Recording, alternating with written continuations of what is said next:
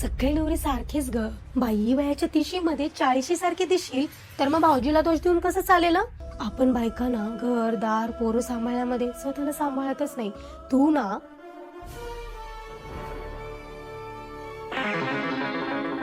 काय ग हे असं तोंडाला का बांधलेस?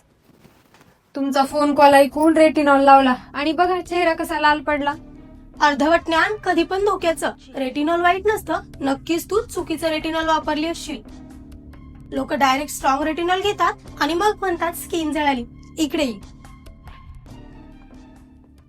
मी याबद्दल बोलत होते. यामध्ये आहे 0.1% इनकॅप्सुलेटेड रेटिनॉल, म्हणजे बिगिनर साठी एकदम सेफ.